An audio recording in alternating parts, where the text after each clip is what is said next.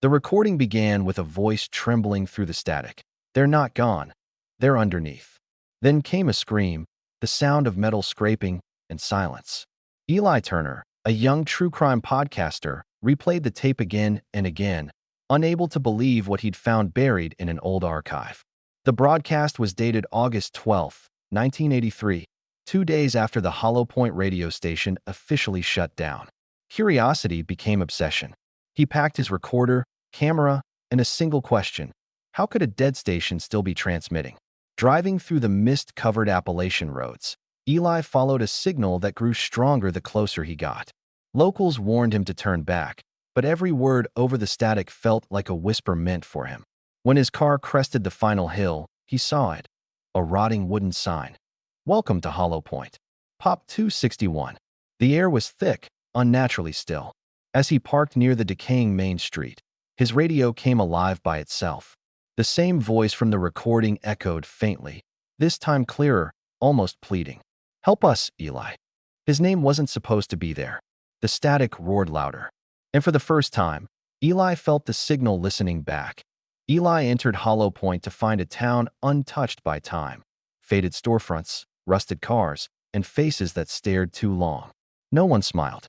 When he mentioned the old station, conversations ended abruptly. "We don't talk about the Hollow," one man said, his eyes darting toward the distant ridge. That night, in the diner's dim glow, a teenage girl named June slid into his booth. She placed a cassette tape on the table, her hands trembling. "You're looking for the truth," she whispered, "but the Hollow listens when you speak its name." The tape's label read "The Night of the Lights." June vanished into the mist before he could ask anything more. Later, as the clock struck midnight, a deep hum rolled through the town. Windows rattled, lights flickered, and every dormant radio came to life, whispering fragments of the same broadcast from 1983. The townspeople acted as if nothing happened. Eli pressed record.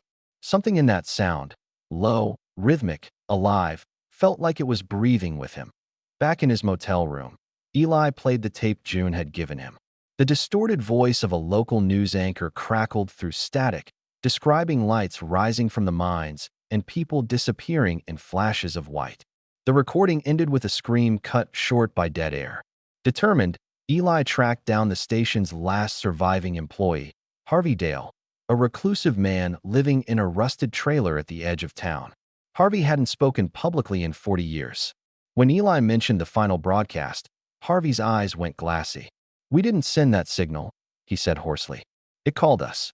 He led Eli to the remains of the old transmitter buried in weeds.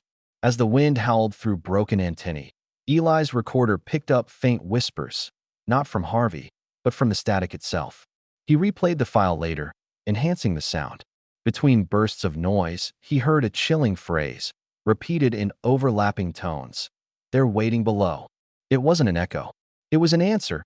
Days passed as Eli pieced together the fragments. The station's tower, long collapsed, had been built atop a sealed mine shaft. Historical records showed that Hollow Point's mining operation closed decades before the station even existed. Government files referenced something called Project Echo, an experiment in acoustic resonance communication. The deeper Eli dug, the stranger it became. Blueprints that showed speakers facing downward into the earth, and reports of workers hearing voices through the ground. When he tuned his digital scanner to 103.6 FM, the signal pulsed faintly, though no nearby transmitter should exist. He turned the dial again, and the static twisted into shape, a voice whispering his own name, not recorded, but live.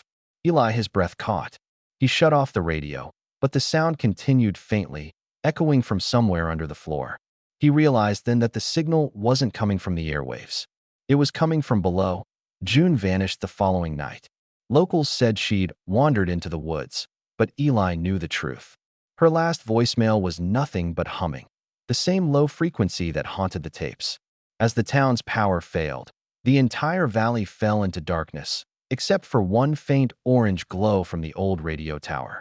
Eli followed it through the fog, his recorder trembling in his hand. Inside the ruined station, he found shattered consoles, moldy walls, and the faint trace of a heartbeat pulsing through the static. When he played it back later, the sound wasn't mechanical. It was hundreds of overlapping screams forming one endless note. He realized the hollow wasn't a place, it was a presence. Every frequency, every whisper, every hum was its voice, bleeding through from something trapped deep underground. And now that he had listened, it knew his name. Deep beneath the radio station, Eli discovered a sealed bunker with dusty reels labeled "Do Not Play." The air was thick, the silence suffocating. One reel contained fragments of interviews, scientists discussing the resonance chamber beneath the mine, a man-made cavity designed to listen to the Earth's core frequencies. But on the final tape, their calm voices turned to panic as something responded. The signal came back stronger, mimicking their speech. "We hear you," it said. "Now hear us." That was the night the mine collapsed, sealing the chamber and the town's fate. Eli realized Hollow Point wasn't haunted by ghosts, but by sound itself. Each broadcast was a reopening of the door they tried to close. And with every second of recording, his own voice became part of the frequency. By dawn, Hollow Point began to fall apart. Cracks spread through the streets, the ground trembling with each pulse of static. Radios across the valley flickered alive, broadcasting Eli's panicked voice. "This is Eli Turner. If anyone can hear me." But then his signal fractured. The words that followed weren't his. They're underneath. Every household within 50 miles heard it. The broadcast continued on repeat, even after the power grid collapsed. People outside the town saw lights spiraling into the sky, the same lights from the 1983 event. The line between sound and reality blurred as Hollow Point twisted in on itself, the hum becoming a scream that stretched across counties. And then, nothing but silence. The signal was gone. The last known recording from Hollow Point played at 3:11 a.m. across several states. Eli's trembling voice broke through the static. "If you hear this, do not reply. Do not listen to 103.6. Moments later, the line cut out. When investigators arrived, they found his car, his recorder still running, but no trace of him or the townspeople. Only an unending hum from the earth below. Weeks passed before the world moved on. Then, across America, late-night radios began to catch a faint new frequency. A voice whispering through static, repeating one message. Broadcast resumed. And those who tuned in said they could still hear breathing on the other end. The hollow had found a new signal. It had never stopped calling.